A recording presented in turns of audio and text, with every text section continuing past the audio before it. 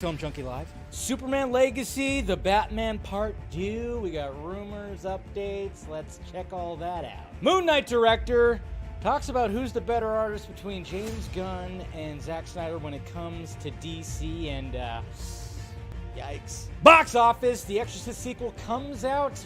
Talk about why Hollywoods.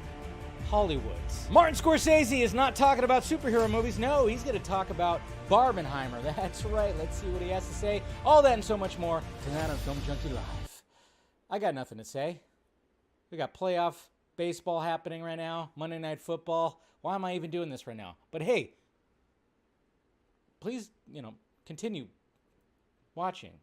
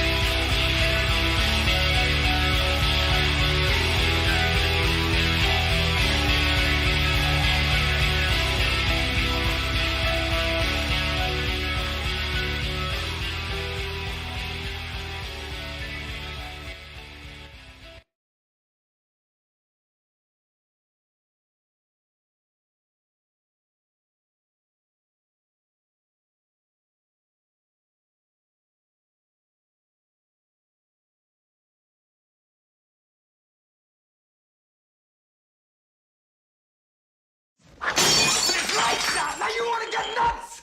Come on, let's get nuts.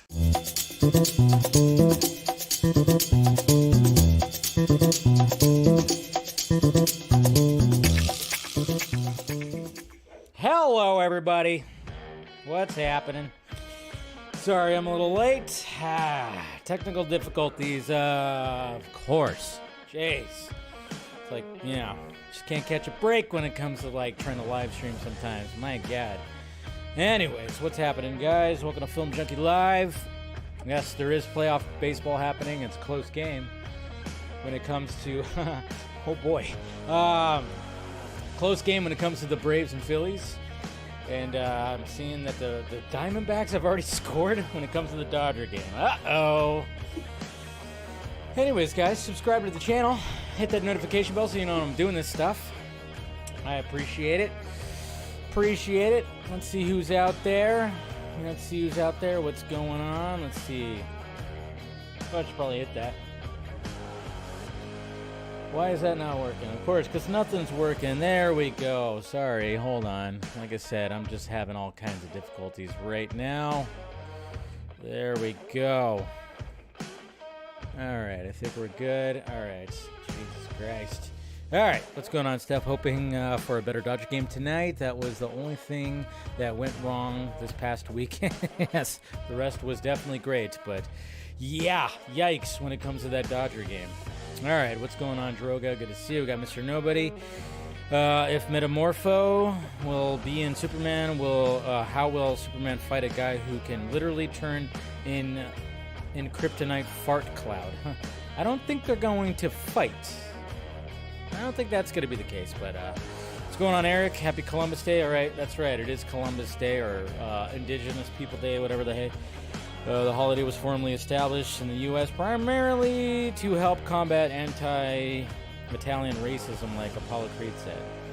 There you go. There's your history lesson right there from Mr. Hardboiled Entertainment. All right, turn that off.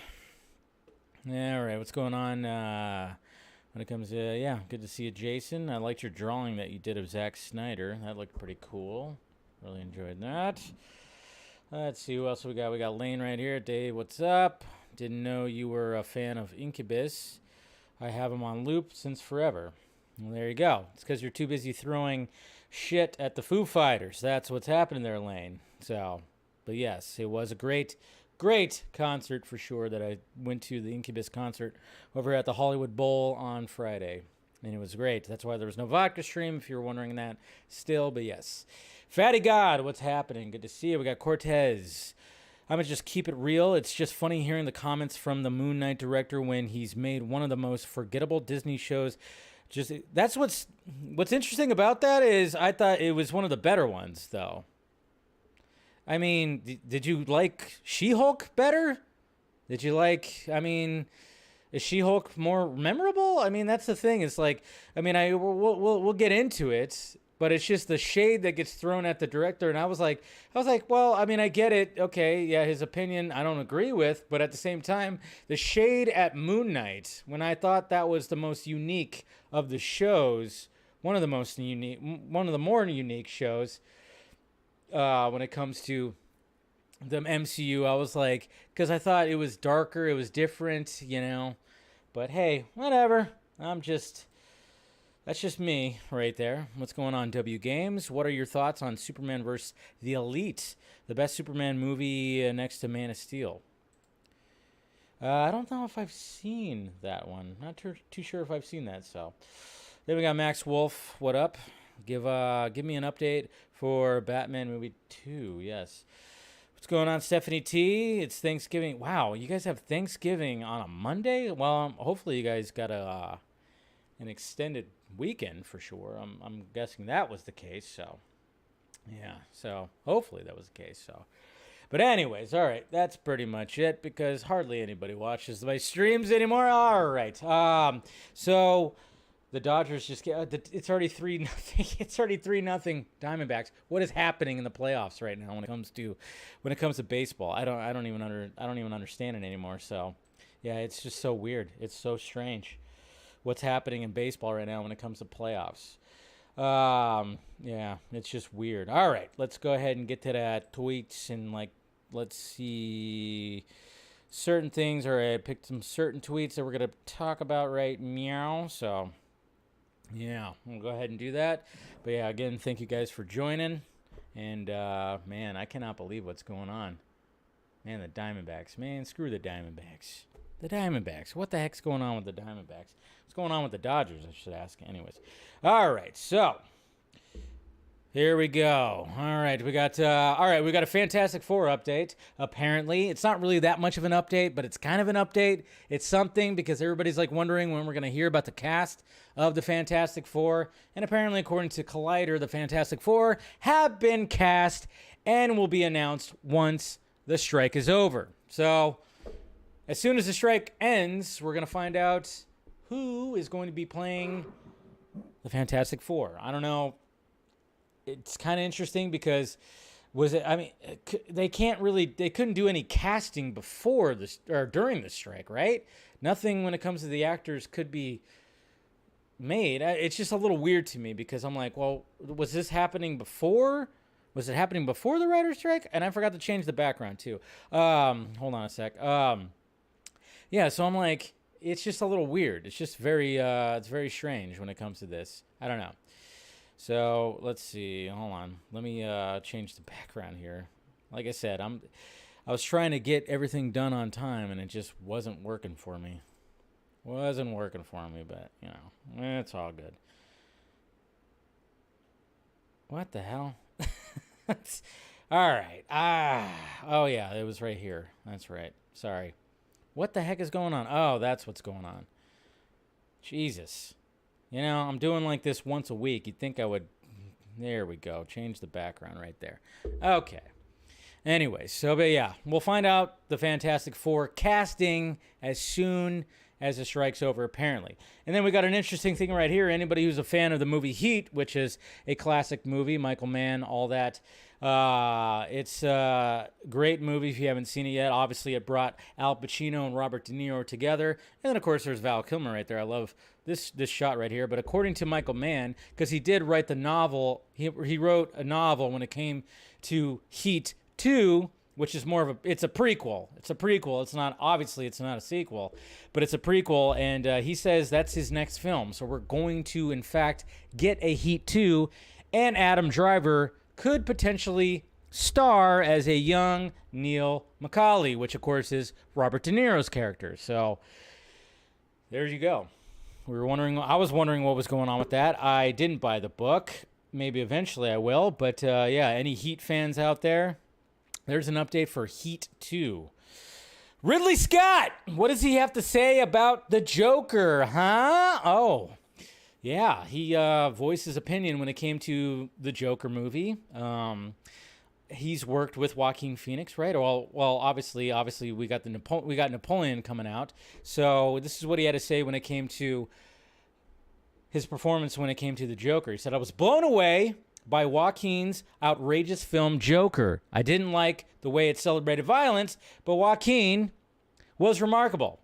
So yeah, celebrated violence. I mean, there's a debate right there when it comes to like, does it really celebrate violence or just shows the ugly side of things that were happening in that world, I guess you could say. Some people are going like, well, it doesn't really celebrate violence, but then of course you have the very end where, yeah, he's very much being celebrated. The Joker is being celebrated, and that's why we get that cool little shot where he's like on top of the car doing this, and then of course takes his own blood and makes a smile. So I don't know. What do you guys think? Does it actually celebrate violence? Because I know, I mean, that was a fun time when that movie came out, and everybody thought that some incels are gonna come out and like shoot up a theater or something like that. Everybody was all worried about what was gonna happen when it came to Joker screenings, and everybody was just like making it seem like, oh, something bad's gonna happen, and nothing ever happened. But, you know, I mean, like, when I look at it, it's like, does it really celebrate violence? I think it shows an ugly side of mental illness, for sure. There's a lot of ugly that it does show, but I don't know if it actually celebrates, in my opinion. But according to Ridley Scott, he's saying that it actually celebrates violence. And I'm like, I don't know if it actually does. I really don't know if it actually does. I don't know. What are you guys thinking? What do you guys think? Does it actually celebrate violence? Oh, I should probably turn that down too. No, people are soft. Yeah, that's pretty much. So, you know. Let's see. Hey, we got Trav Man from Vegas right here. Okay. Okay, so let's see. Ban who? Fabian? Oh, did he do the hashtags thing again? Is that what happened? The hashtags? I don't even see it right now. Is he actually there? Okay, well, you know, we'll be all right. I think he only does one little thing, and that's it.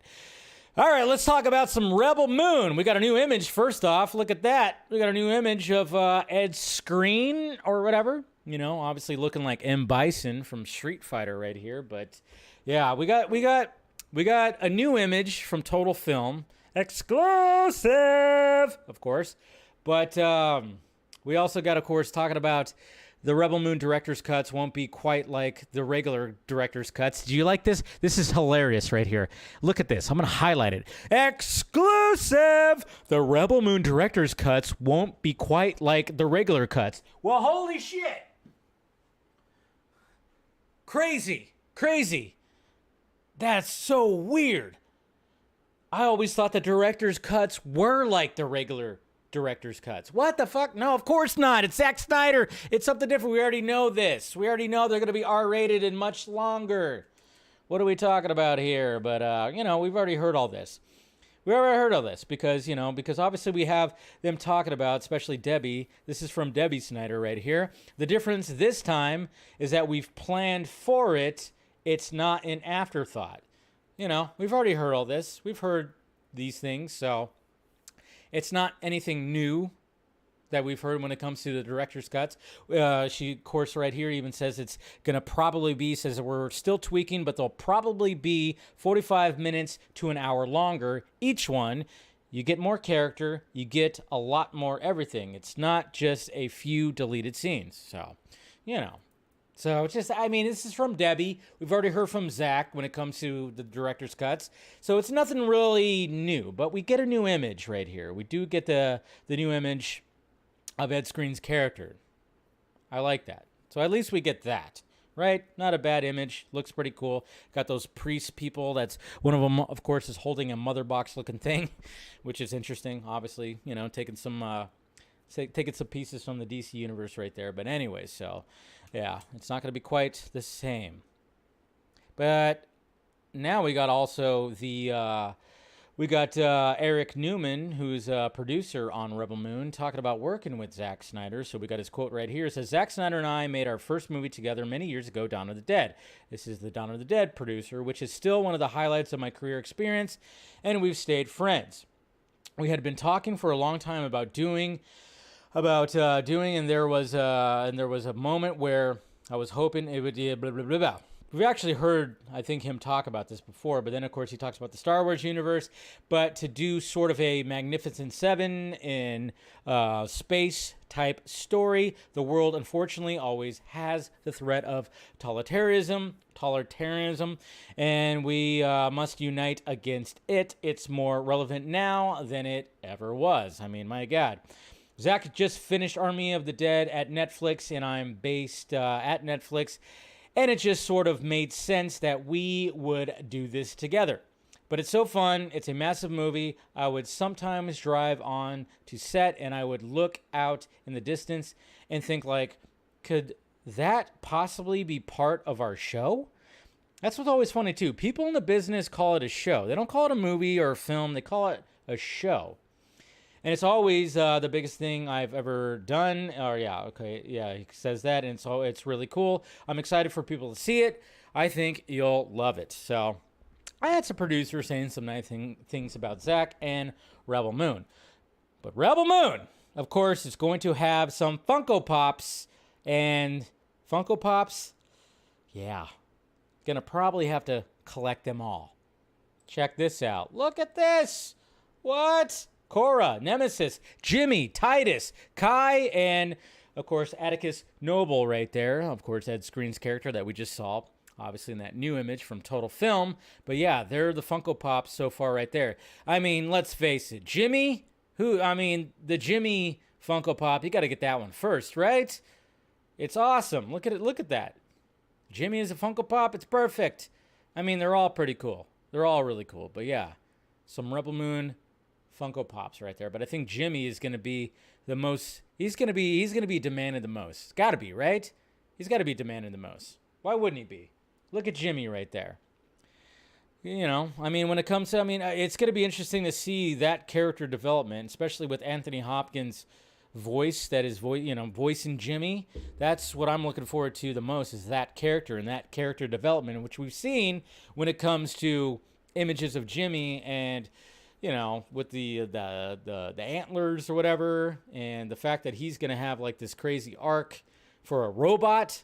It's not going to just be C-3PO running away from things and constant complaining about things. No, Jimmy's going to have a crazy arc, and it's going to be fantastic. So they're the Funko Pops right there, right? Looks pretty awesome. They do look awesome, right? I love it. I absolutely love it. So Deadpool 3. All right. So is it going to come out on time? Yes. Apparently, according to director Sean Levy, Deadpool 3 is still going to meet its May 3rd, 2024 release date. Yes. And according to, if you actually open up the article, but I'm not going to because it's The Wrap. I'm not going to give it a click. Fuck you, The Wrap. Nah, not going to do that. Anyways. But they said that, he basically said that they have about 35 days left to shoot Deadpool 3. So they were actually, they have a lot of the movie in the can already. So that's good. Comforting. Because I was wondering, I was like, did they shoot half of it? What was going on? I think a lot of us were curious of how much they actually shot before the actor's strike occurred. But they're pretty confident that it's still going to meet that May 3rd, 2024 date. I don't think it's actually going to meet that date. I would not be surprised if it gets bumped a couple of months. I still hope it's a summer movie, but we don't know when the SAG-AFTRA strike's going to end. So to be that confident that it's going to release on that date, yikes. But I think they're hopefully confident that the strike is going to end soon, which I know, obviously, when it comes to the WGA strike, that ended, and now it's like full-fledged ending right now. There was like a release statement when it came to that.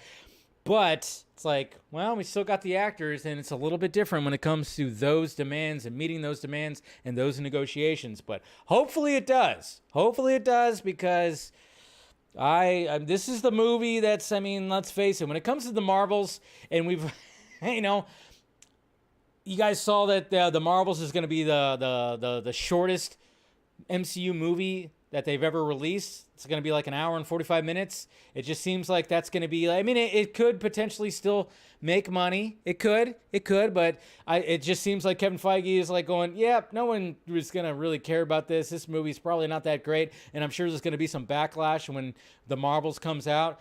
And they're like, oh, it's the shortest movie ever. It's because Kevin Feige is like misogynist or something like that, or he's racist. Who knows what label is going to be put on there because, of everything that's involved when it comes to the Marvels. But you can kind of guess that the Marvels is not going to really probably do a lot at the box office. Definitely not going to make $1 billion like the first one.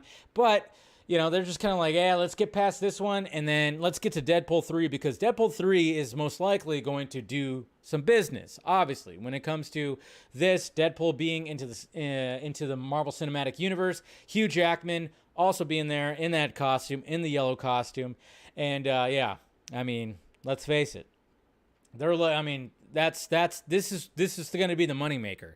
So please push it back if you need to, Kevin. Okay? Don't rush this. Don't rush special effects. Just don't rush it. Don't rush it. Because this is going to be the moneymaker right here when it comes to Marvel. And let's face it, they're struggling. And you know what? One of the things I was actually thinking about today when it came to Kevin Feige and what's happening with the MCU, the fact that it's not where it was and it's struggling a bit. It just seems to me like Kevin Feige is just he's like, just get to Secret Wars. Just get to Secret Wars.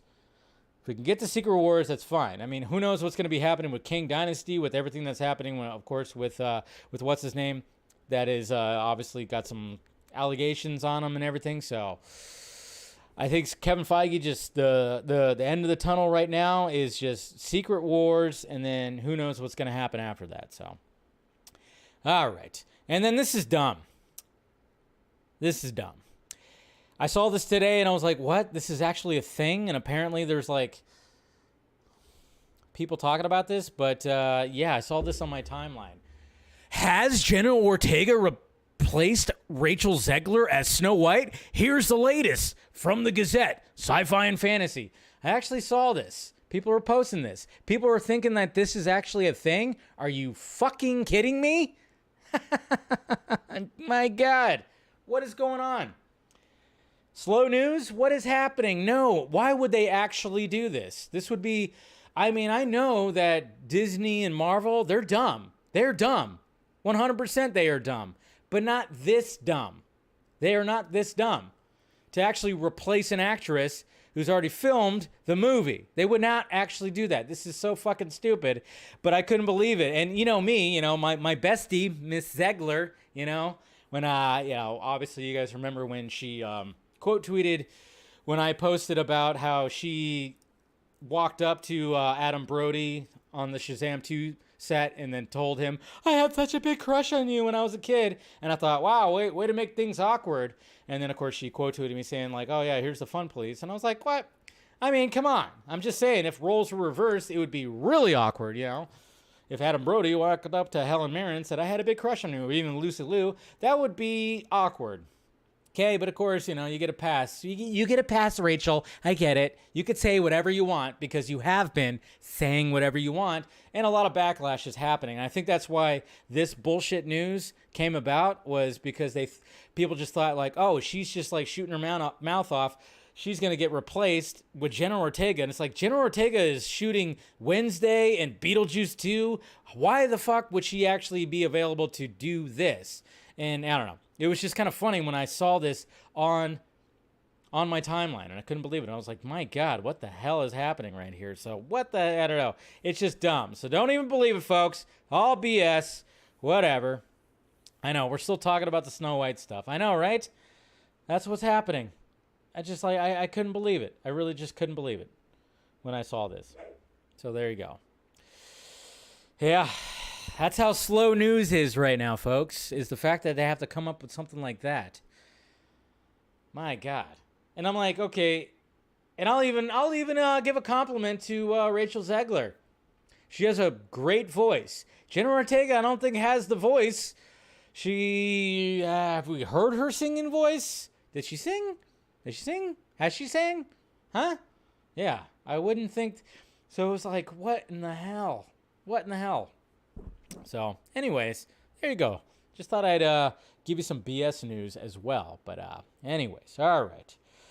Let's go ahead and talk about some of the topics here. Let's talk about the main topic. We got, of course, let's get some updates when it comes to James Gunn, which now he's very vocal. Now that the writer's strike is over, it seems like he's a little bit more vocal when it comes to social media. Now, he's not on Twitter. He is, and I respect the fact that he actually he doesn't really post on Twitter that much anymore because he went to Blue Sky and Threads and fucking blowme.com. I don't know what it is.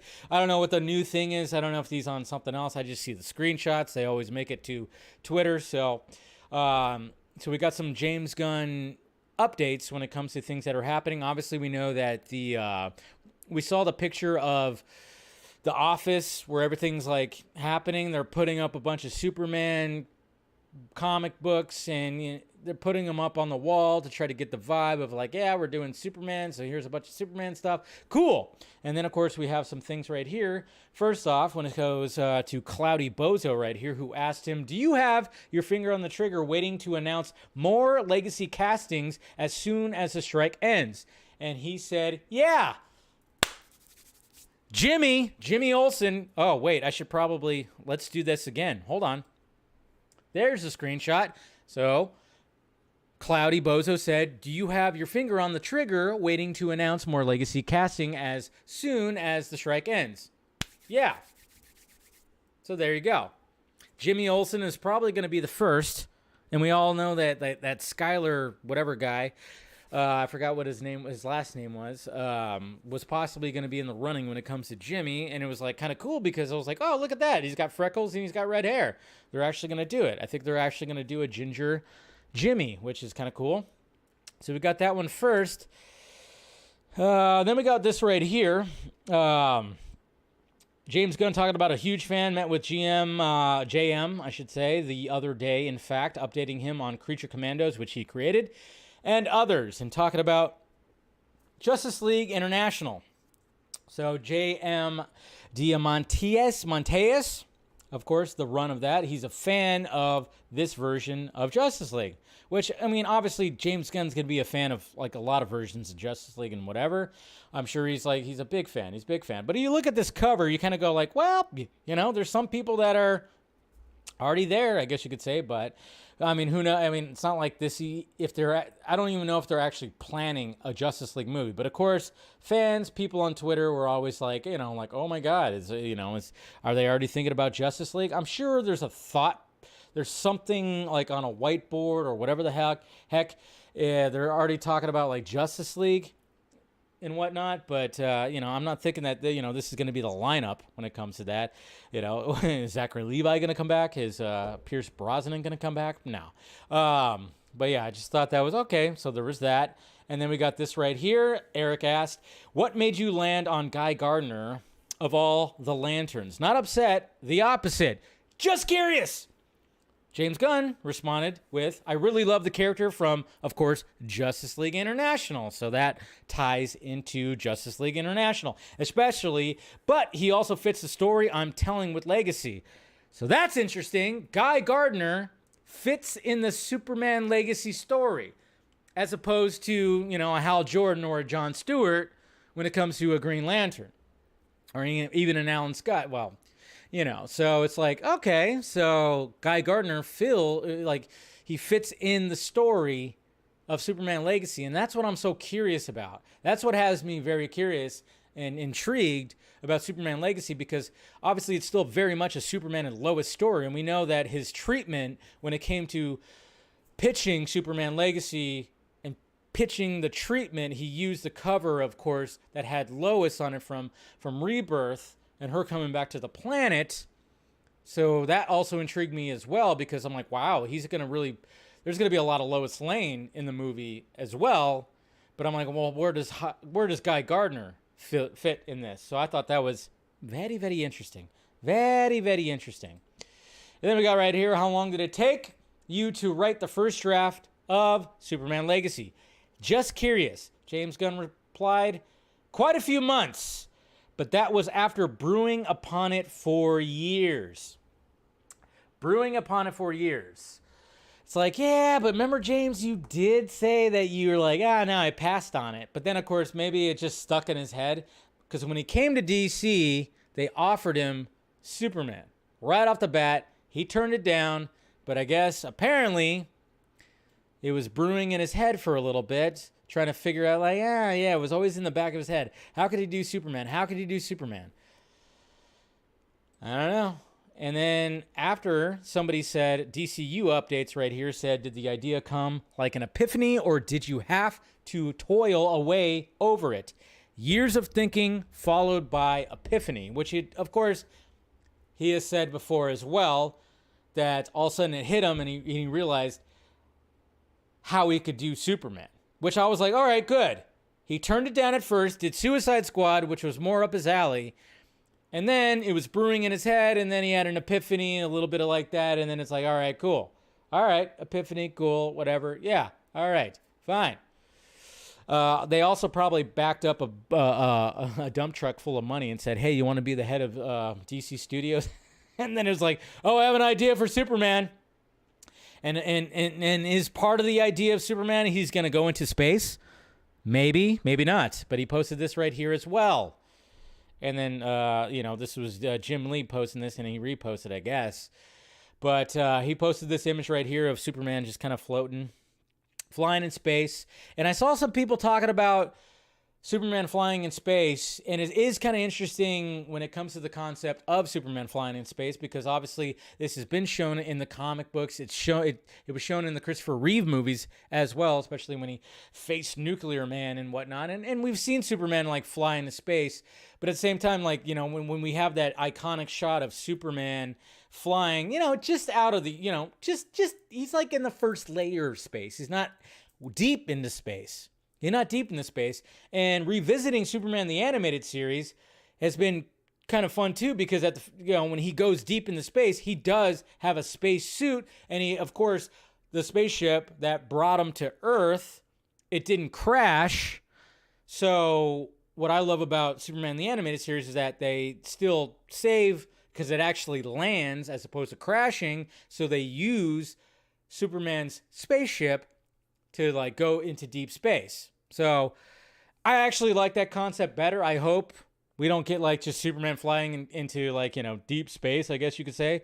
I don't think maybe he's not going to do that. It just seems like it's a concept that maybe don't even touch that. Just keep him like, he could fly up. He could fly up there for a bit and then come back down like we've seen recently, when it came to Zack Snyder. He flew up to space a little bit and then came back down, but not flying to deep space. I like the concept that the Superman animated series has, where he actually has to utilize a ship and utilize a spacesuit, which I like. So we got that. And then DCU updates right here was kind of following like what was happening with James Gunn traveling to New York City with his VFX supervisor. So, who knows? Probably overthinking it, probably whatever. But, like I said, I was just giving you guys updates of what was happening. So James Gunn, of course, is in New York City, maybe getting some ideas. I don't think they're actually going to be shooting in New York because that would probably be too expensive to do. So him and his VFX. But maybe they're getting ideas for what Metropolis is going to look like. So I kind of like that aspect of it, is the fact that it's like, all right, try to get some ideas to make Metropolis look, I don't know, a little bit like New York as opposed to Chicago. But yeah, he's been traveling. So Wyoming, some people are like, oh, is that where the Kent Farm? They're going to be shooting scenes for the Kent Farm. Who knows? Like, again, he might just be traveling and just having a good time. So, but yeah. So, DCU updates was just like, kind of just like posting all that stuff. So I thought, all right, might as well just like show you guys that just to give you some updates. Anybody who was wondering, maybe the scouting locations, who knows? But I highly doubt they're going to be shooting in New York City. But maybe just getting some ideas of what Metropolis should look like. I'm kind of hoping that they follow the DC animated world, like especially the shows. Scott and I were talking about this on DC Fanimated, where it was just like, well, what if you have like the distinct Gotham City and Metropolis. Metropolis is very futuristic looking. Gotham City is not. It's got the Art Deco kind of look. It's darker. It's just more old, and everybody dresses. The cars look like old and everything, as opposed to Metropolis, where everything just looks like new age and futuristic. So I actually hope that they actually kind of do like a distinctive difference, like when it comes to that, and maybe they'll follow what's happening when it comes to the animated world. I don't know. What do you guys think? Do you want to see like a distinct Gotham City and Metropolis where it just kind of looks like a little bit different? So let's see. Guy Gardner, the one true Green Lantern. It's going to be cool to see Guy Gardner in live action. Whenever I see someone who has their Blue Sky name on Twitter, I just roll my hand, right? I'm with you, Stephanie. James Gunn will be writing CCSL, PM, and Amanda Waller. Yeah, he's doing it all. That's the thing. It's like, you pay the guy, you might as well have him write all the shit because, let's face it, the studio is trying to save a buck. Guy Gardner's a jerk. Peacemaker's a jerk. Gunn's a jerk. Off. Desert Eagle. Nice one. Well, Gunn said it was his dad's death that kicked his Superman thoughts. Interesting. Yeah, you're right. He better not come to Australia. Why? What are you going to do, Axel? You going to like show up to the set and be like, I don't like you, Jimmy. I don't like what you're doing with it, all right? And then walk off? What are you going to do? He's not going to come to Australia. Why would they go to Australia? They're going to be shooting most of it in London. That's another thing that was also said, too. Do I have that? I thought I had that screenshot. But he also said that, too. I didn't have that ready. Sorry. But, yeah, he also said that, majority of the movies, and especially Superman Legacy, yeah, they're going to be shooting in London. And, of course, obviously we heard about the Leavesden Warner Brothers studio and everything like that. It's just like, they're going to be mainly shooting there, but when it comes to like outside locations or whatever, who knows how they're going to handle that? I don't know.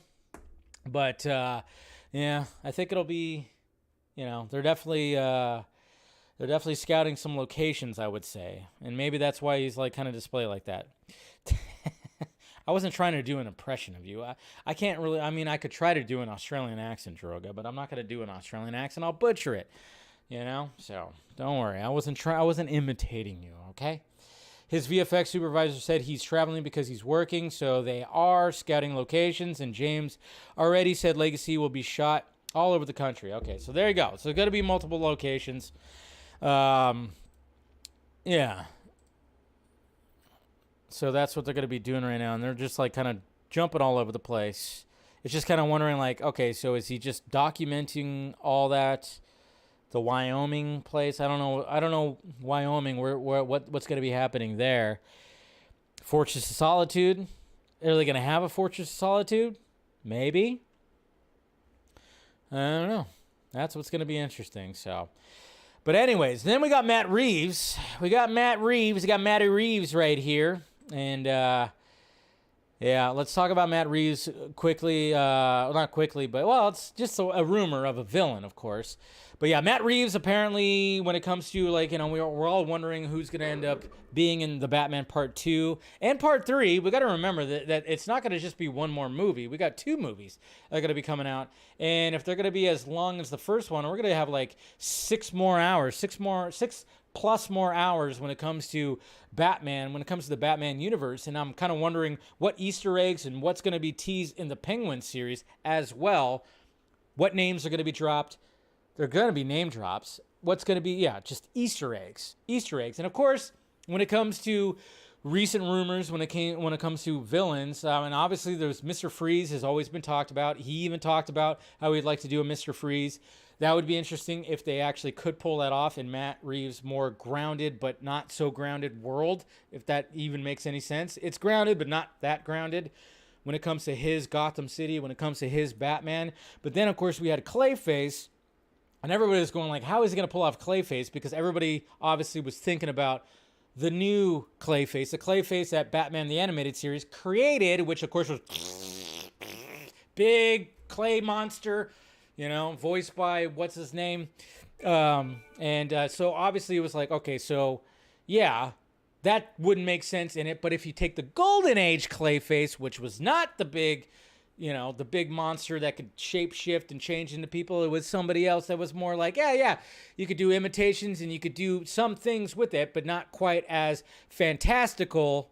So yeah, I could still see that Clayface showing up right there, which of course is this Clayface right here. That's what he looks like right there. But then of course you have Hush. That's right. That's another thing. Apparently, and of course, this is coming from a scoop on a live stream, and it comes from, he'll remain nameless, but it's somebody who, of course, has a very smug look on his face all the time, and his hair is literally running away from his face. You guys probably know who I'm talking about, but yes, they mentioned that Hush, Mr. Elliot, might be, of course, the villain, maybe the main villain when it comes to the Batman Part 2. Now, a lot of us you could probably assume that because it was already kind of teased in the first Batman movie when you saw like the updates when he was watching that, when the Riddler was posting about the Waynes and everything, and we saw the hush. I would like it. I wouldn't be against it. You get some Tom Elliott in there and Thomas Elliott, and if you get some Clayface in there, I mean, they could really do some things where they really fuck with Bruce Wayne more than they'd fuck with Batman. They really fuck with the Wayne name. They could really do that because remember when it comes to the first Batman movie is like the fact that Bruce Wayne was very much, he was in what do they call that? Like where I'm trying to think of the word right here where he wasn't Bruce Wayne. He wasn't the Bruce Wayne that we know. He was a very what do they call it? Damn, totally drawing a blank on the word, but he didn't go out. He wasn't trying to be Bruce Wayne. His main thing was Batman and trying to do good for the city. But of course, obviously, you still got to go out and be Bruce Wayne and introvert. There you go. That's the word I was looking for. I was like, nah. I was like, wait, in something. I knew it was in and out. I'm hungry. Anyways, but yeah, I was like, he's like an introvert, so obviously he's not gonna. But he has to learn to also play the character of Bruce Wayne. So if you have somebody like a Thomas Elliott or even a Clayface, that could really mess with that too. That could do something. Because I remember I even saw some people talking about that on the time. Like, what if they were like, there was something where it had both of them, or at least, you know, one of them, and then maybe the other one shows up where they're really like fucking with Bruce Wayne and the Bruce Wayne name. And I'm like, you know what? I kind of like that. I like that. But, you know, it was kind of funny too. I saw a tweet that somebody posted that when it came to Hush being rumored in the Batman Part 2 was the fact that it's like, well, DC animated people are like, well, wait a minute. That doesn't make sense because Hush was the Riddler.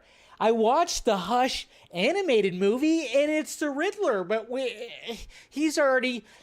It's like, read the comic book. I know, that's the thing. That was the biggest gripe. I love the Hush book. I love it. It's a great book. But man, when they changed it to make it where Riddler was...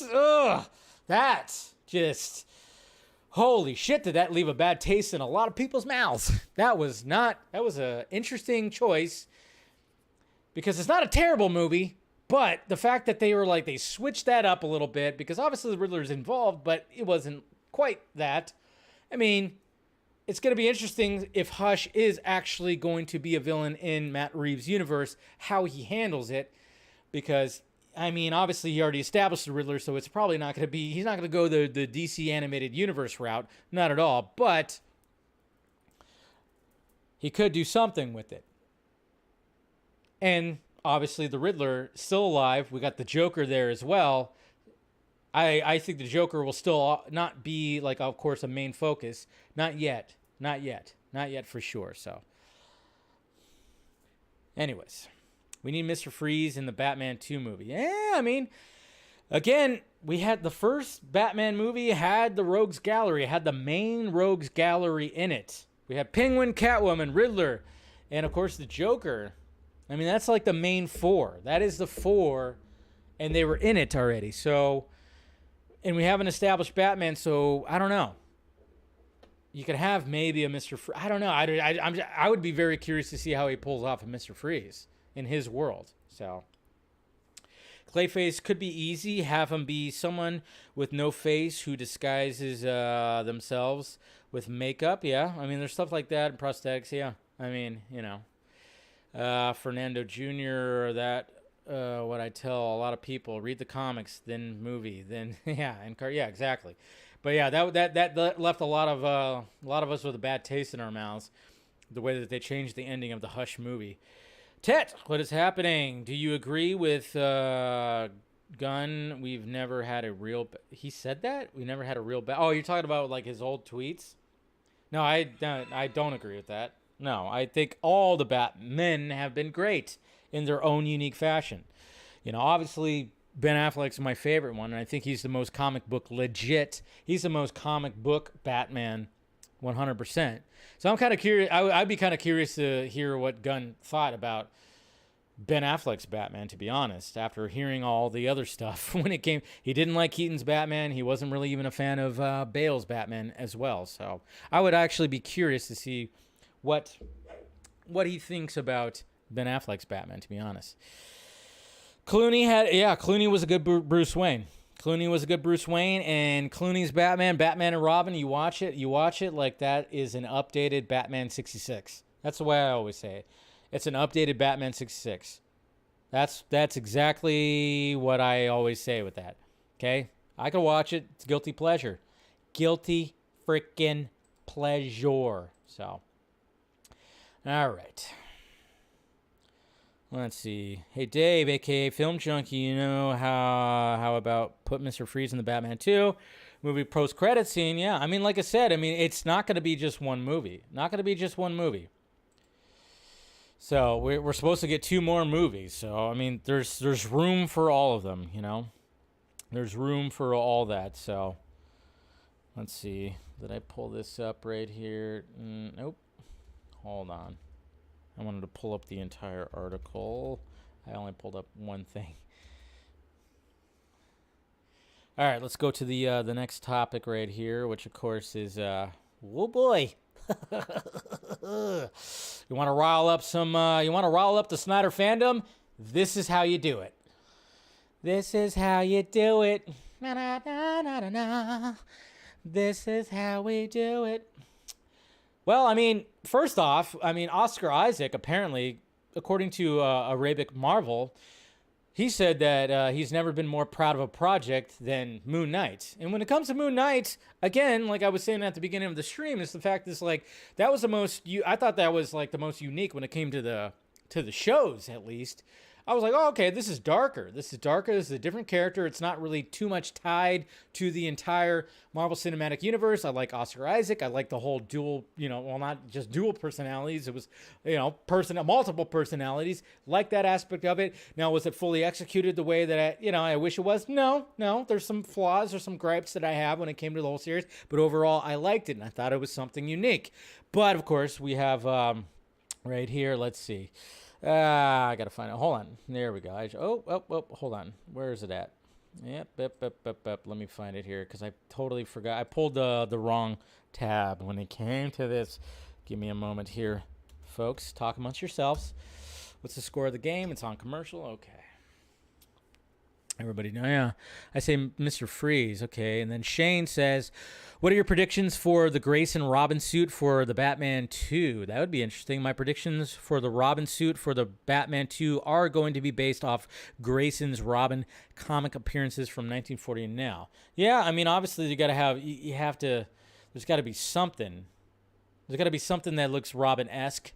But it's like, is it going to be in like the style of the first Batman suit? I'm curious what the Batman Part 2, what the suit's going to look like for that. I know some people didn't like it.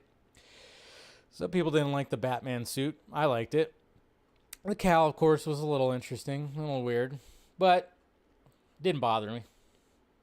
All right, sorry, trying to find this right here. All right, see, there was that. I pulled the wrong part. Let's see. Maybe not. I thought there was like a full-on article. Looking. Damn it. Guess not. I thought there was a full-on article. Well, all right. I guess we're just going to have to go with this. Yeah. I thought there was like a full-on article, but we're just going to go with this screenshot because I saw it on Screen Rant. I was like, all right, let's do this. But he was talking to like Cosmic Circus. But, basically this is the quote right here. And, of course it riled the feathers when it came to, this is also from Arabic Marvel right here.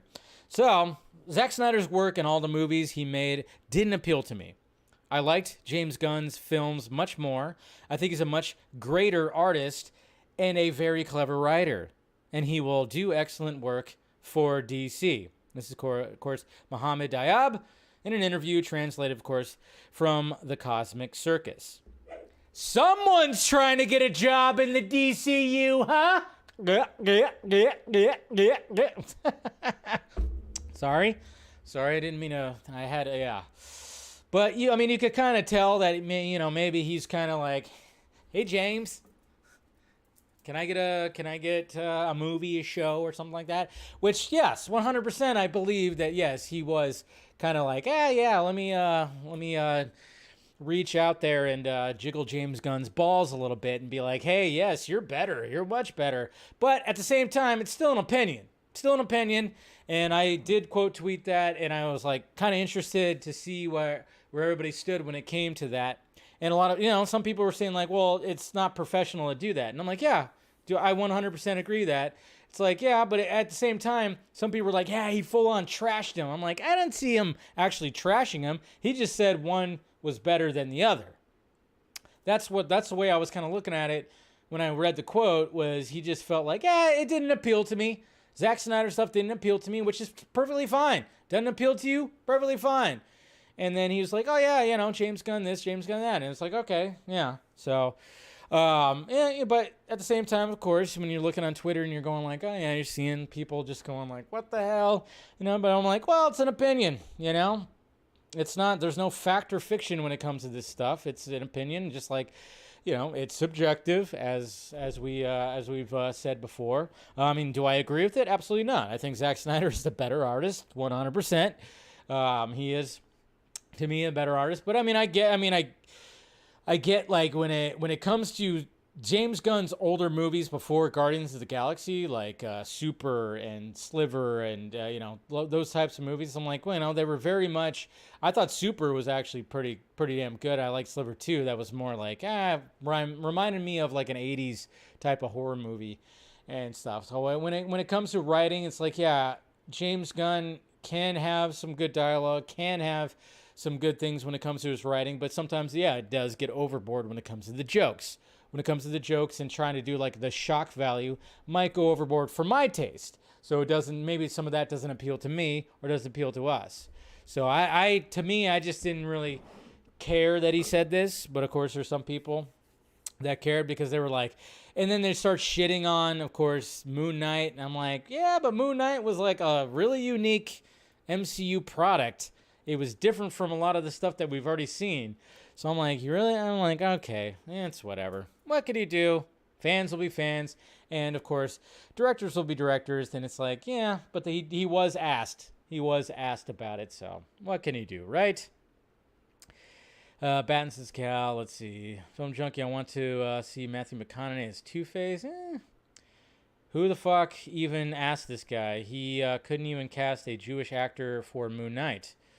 It's all good. Why even bring up Zack? Yeah, I know. There's like one of those things was like, why even? Maybe they were just like, hey, what are you thinking about the DC movies? And maybe it's just like, some people are gonna comment on like what came before and what. Again, I think he's trying to get a job. I think to me, he's trying to get a job in the DCU.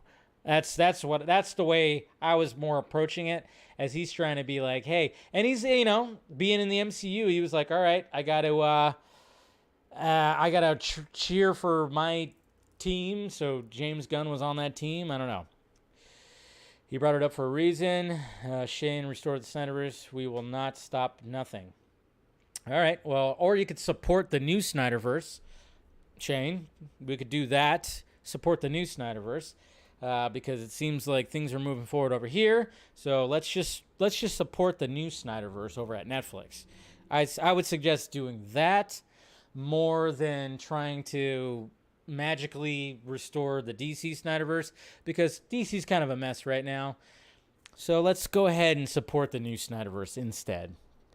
Fernando Jr., I love Moon Knight because I understand comics also had the Mummy and Indiana Jones vibe. Yeah. Yeah. So. Yeah, I mean, it is an interesting comment about like who's the better artist. It's like, you don't need to do that. I mean, it's his opinion. It's fine. I'm not gonna lose sleep over it. But yeah, it is pretty interesting. But whatever. He's just trying to, like I said, I think he's trying to get a job in the DCU. I think that's what's happening, because who knows if Moon Knight season 2 is ever gonna happen. So I think he's just like, hey, give me something, Jimmy. Give me something. That's all. Just give me something.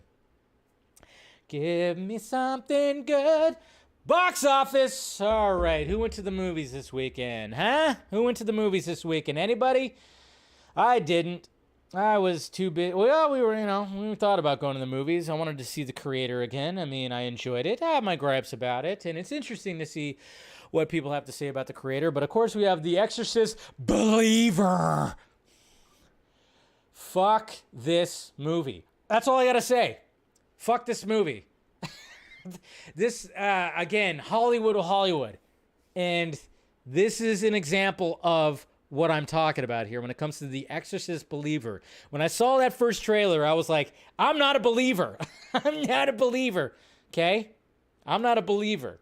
Obviously, the first Exorcist, iconic, right? Iconic movie. Scared the shit out of people when it came out. Still scares the shit out of people. Now, craft, it was made. It was great, right?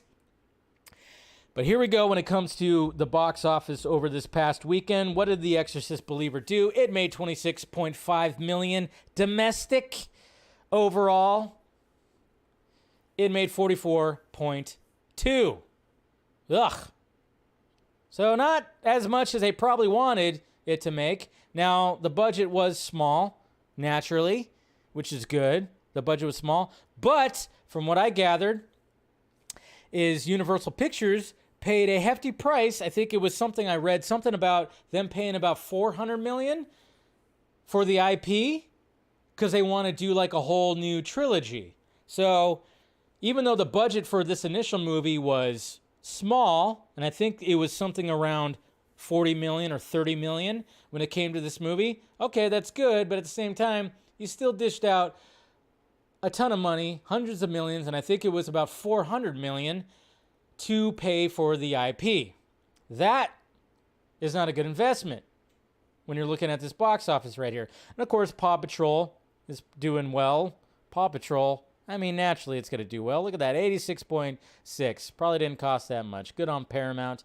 We got Saw X that is doing some business. Maybe not as much. I don't know how much this budget was. I don't imagine it was that much either. But, and then of course The Creator, which I'm like telling everybody, go see this. Original sci-fi, 61, about 62 million.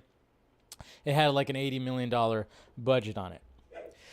But Hollywood will Hollywood, guys, because it was kind of interesting to see reactions for The Exorcist Believer.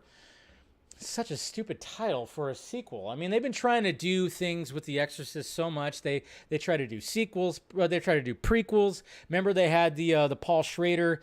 Paul Schrader was trying to do a prequel, and then that got repurposed, and he like left. He walked out, and then somebody else took over and tried to save the prequel movie, and it wasn't that good. They had an Exorcist TV show that apparently everybody is a huge fan of.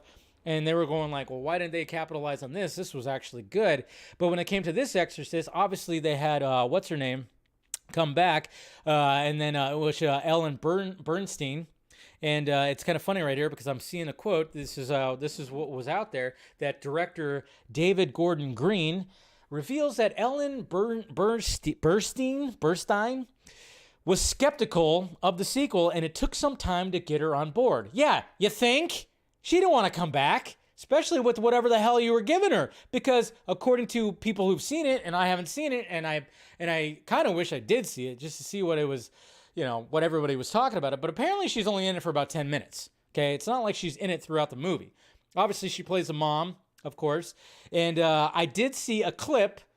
There was a clip roaming around, and I couldn't believe it because I first saw the tweet. And I was like, there's no way that that's an actual quote that she says in this movie. There's no way. No way that she actually said this. But then somebody actually had a clip of her saying this. Apparently, in the movie, when she's talking to the main dude, of course, the dad of one of the daughters who's being possessed, and they're talking, her character basically was telling him that when the whole, you know, the final act of The Exorcist where they actually exorcise the demon, that they didn't even allow me into the room. And I think it's because I'm not part of the patriarchy. What? Oh, whoa. No. No.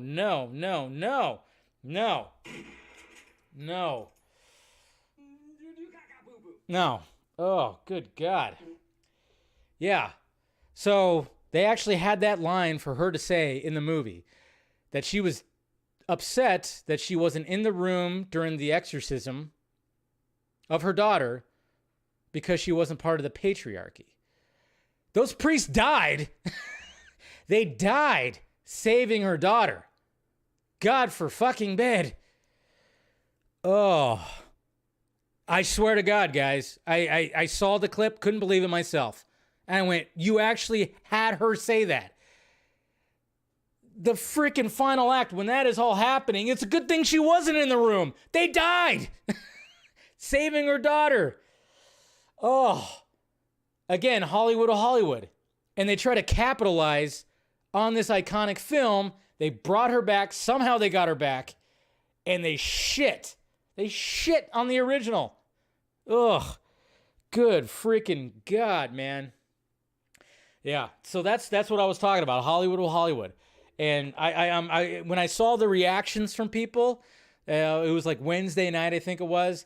That's when because I thought I was gonna go see it. I had thoughts in my head to go see it, but when I was seeing the reactions, I was like, see, I knew it. I knew this was like an empty, soulless, not everybody was shitting on it. There were still people that were like, I liked it, but there was nobody like super praising it. And I was like, you know what? I have a long weekend. I got to get done with work. So I was like, you know what? I'm not going to go see this. I'm not going to go see it. But Hollywood will Hollywood. This is what they do. It's like they just were trying to capitalize on the original movie, and they basically just kind of shit on how iconic it was. Especially that final act. Especially that final scene where they actually exorcise the demon. Crazy. So, not trying to get all, political, but it's just the fact that they actually had she said that in there. I was like, wow, that is bad. That is bad. That is absolutely bad. So bad. It's not the way you do it. And they paid all that money to get the IP, and it's like, the movie is not doing that well. It's critics aren't being too kind to it. So it's like you just wasted a bunch of money. You just wasted a bunch of money thinking whatever. And it's just that's just bad. That's all I got to say about that. Marty Scorsese. Yeah. Not talking about superhero movies this time. That's right. He's talking about Barbenheimer. Martin Scorsese. Finally, we get his quote on Barbenheimer. Ooh. We're sick and tired of hearing about Martin Scorsese talking about superhero movies and all that stuff, shitting on them and everything like that, which, yeah, of course, other actors have come out and pushed back against it and are disappointed and whatever the hell. But, we can agree. I agree with some of the points he said about that. But I'm just kind of I was always curious about, okay, so when it came to Barbenheimer, because obviously the last quote that we heard him talk about, we've got to support directors like Christopher Nolan, and he praised Oppenheimer. So we know that he liked Oppenheimer, which of course, that doesn't shock anybody that he liked Oppenheimer. But of course he was saying we got to support like directors like Christopher Nolan, even though Christopher Nolan, directed one of the best superhero trilogies out there. Let's face it there, Marty. But hey, it's whatever. It's still Martin Scorsese, but this is what he has to say about Barbenheimer. I do think that the combination of Oppenheimer and Barbie was something special. It seemed to be, I hate that word, but the perfect storm. It came about at the right time, and the most important thing is that people went to watch these in a theater. And I think that's wonderful. I haven't seen the films yet. That's kind of weird because it seems like he has seen Oppenheimer. Maybe this was a previous quote. But anyways, I love Chris Nolan's work. Margot Robbie, I must say, started with me from The Wolf of Wall Street. So, of course, he has a relationship with her. Rodrigo Prieto, the cinematographer, after finishing Killers of the Flower Moon, went on to shoot Barbie. So it's all in the family. And, of course, he laughs. The way it fit perfectly, a film with such entertainment value, purely with the bright colors, and a film with such severity and strength, and pretty much about the danger of the end of our civilization.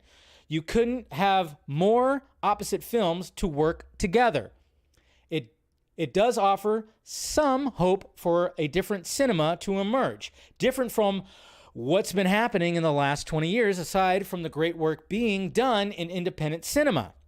I always get upset by that, the independent films being relegated to indies, films that only a certain kind of people would like. Just show them on a tiny screen somewhere. So there you go. There you go. That's what he has to say about that. Margot Robbie is overrated. Somebody ban Droga right there. Just kick him out put him in timeout. Just kidding. Don't actually do that, Eric. Be careful. No, but Axel, you have some bad takes. It's fine. No, I like what he has to say right there because it was an event, and you better believe that studios are trying to figure out what's the next event that's going to be like that. How can we have two polar... I mean, they were already saying, especially 2 weekends ago when Paw Patrol came out and Saw X came out, they were trying to call it Saw Patrol. They were trying to already, try to market it like that. I don't know if we're ever going to have another Barbenheimer. It's probably not going to happen for another few years. It's not going to happen anytime soon. It was kind of interesting the fact that all just lined up, and he's absolutely right that you had these two distinctly just different films come out, and people flocked out to the movie theaters to watch both of them. That's what was crazy. Watched both. I watched both. A lot of people watched both. It was an event. And yes, they should try to figure out something like that again. But the thing is, it felt more organic. If they force it, it's going to ruin it. You can't force it. And not to mention, it was just kind of funny too, because even though general audiences didn't know this, but it was kind of funny that it was, it was Universal against Warner Brothers. Christopher Nolan, of course, leaving Warner Brothers for Universal, and Warner Brothers passing on Oppenheimer. Good on Warner Brothers, right? Oi. So, anyway, so that's what he had to say. I thought that was kind of cool. Finally, we have Martin Scorsese praising something that's happening in current cinema, because he's not been kind. He has not been kind with current cinema for shizzle. Anyways, all right, let's go ahead and get to the questions. All right. Let's see what we got here. Twitter questions. All right. Axel, which upcoming Star Wars movie or show are you most looking forward to? Probably the one with the Filani, right? Dave Filani is doing a Jedi type movie.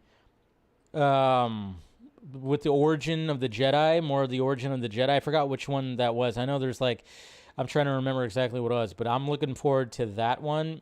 And I think that, of course, very much is in the universe of The Mandalorian and Ahsoka and all that. Very much that story that they're going to be leading to. I'm actually looking forward to that the most. Eric, hey Dave, so I saw this ad on YouTube today and immediately thought of you, so I looked it up. Even if you're not a guitar player, I'm not. I play drums. The idea of watching them teach how to play like them is pretty awesome. Okay, cool. I'll check that out later, but yeah. I'm a drummer. Never. I mean, I have a acoustic guitar and I'll fuck around with it a little bit, but Phil, who is your ideal villain for the Batman Part 2? Yeah, I mean, to be honest, I am all about the Clayface, the Silver Age Clayface. To be honest, I'm actually kind of all about that. Court of Owls, of course, was always up there. They've already kind of laid the foundation for it. Personally, I would love Mr. Freeze and Clayface, even set up. Yeah, true. I like Hush, but yeah, I'm with you. I mean, I would actually like to see. I mean, if somehow we could do Mr. Freeze and Clayface and bring it into his more grounded Batman world, I mean, I'd be intrigued when it comes to that. And then, of course, continue setting up more Court of Owls because they already kind of done that. Darkness Under the Wind. Dave, question number 1. If Hush is the main villain of the Batman 2, would you want that version of Hush to originally be friends with Bruce? Yes. Yes, I would actually like that. Question 2, should Clayface be the main villain of the Batman 2? Would you want to have him introduced in the finale of the Penguin show? I mean, yeah, that's what I was saying when I was talking about it, is lay the groundwork. Hopefully the Penguin show can really do something like that. So with Gunn going to reveal more cast members for Superman Legacy once the SAG strike ends, would you want one of them to be who the main villain is and who will play him? Yeah, that would be nice. Then final, man, you got a lot of questions. Well, man, would you want to see Kang in a post-credit scene for the finale of Loki Season 2, killing different versions of the Avengers coming? Man, how many questions do you have? If Loki's in Deadpool 3, would you want to see him in the movie of the I'm tired of post-credit scenes. That's all I got to say about that. Tired of post-credit scenes. I haven't started watching Loki Season 2 yet. It just seems like I just don't have time to sit down and watch shows right now. I don't know. It just work's kicking my ass, and I've been doing a lot of things on the weekend, so yeah. It's all good. Cooper Knox, if Stanley Kubrick was still alive, his thoughts and feelings about comic book movies would make Martin Scorsese's comments look very tame. You are correct there, Cooper. I can only imagine what Stanley Kubrick would have to say about superhero movies. But again, I enjoy the superhero, movies, even the Marvel ones. Obviously, I'm more of a DC guy, and what some of these directors are doing with that. Mr. Nobody, I feel like it's possible for a No Way Home style film where they bring the new DCU Batman and Pattinson alongside with David Corn Sweat, and maybe even Batfleck, just to wrap things up and set a new path forward. The multiverse has been established, so it can be done, but how? I don't think it could be done. To be honest, I think that would be too desperate. Everybody would be like, oh my God, look what they're doing. They're trying to do a No Way Home. I don't want them to do that. I think that would be an act of desperation, which I know there probably are a little desperate, but I would not want to see that. Hello, Dave. This is from Devin Wooter. Hello, Dave. I just watched Fair Play on Netflix. It's really good. It's my favorite movie of the year. It's my top 10 to address Phoebe. That's that one with Phoebe Dynevor, which of course she was up for Lois, and young Han Solo actor. She killed it in the movie. I hope she joins DC as Harley Quinn. And I rewatched the Dark Knight trilogy. What's your favorite scenes? Well, obviously the interrogation scene between Batman and Joker. That's a good one. There's so many great scenes, hard to pick. But, obviously that one's going to stand out the most. For sure. All right. There we go. I like the post-credit scenes. Yeah, it's fine. But I get every now and again, I just get tired of, doing that. Hey, what's going on, Carrie? Drum away. Yep. And then, of course, we got Zed's dead, baby. Zed's dead. You're doing a Pulp Fiction line. Hey, look at that. The Dodgers coming back. Bro is Chat GPT. Oh, you're talking about Dave's pronunciation. Oh, you're talking. Yeah. I try to pronounce, but I always F up names. Oh. What is it? 3-1? 3-1. It's still Diamondbacks are still up, but Dodgers are actually, it's not as bad as, it was JD Martinez that did that. All right, not as bad. All right, guys, let's go ahead and wrap this up. Thank you guys for joining. Sorry that was late again, like I said. Technical difficulties, I'm still working some of those out. Make sure you guys subscribe to the channel. Do all that, and I appreciate it. And subscribe, hit that notification bell, everything. And like I said, I have a new banner. It's on the channel, so check it out. And of course, it's on my Twitter as well, where I'm only doing one Film Junkie live on Mondays, but on Wednesdays we do a members only one. So I still stream, but it's only strictly for the members. So if you want to become a member, do so. And it's a little more personal and whatnot. So go ahead and do that. And then of course, the Vodka stream will be back on Friday.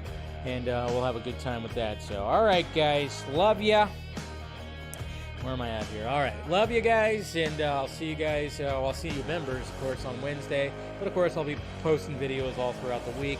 And everybody else, when it comes to live, I'll see you guys on Friday. All right, guys. Talk to you later.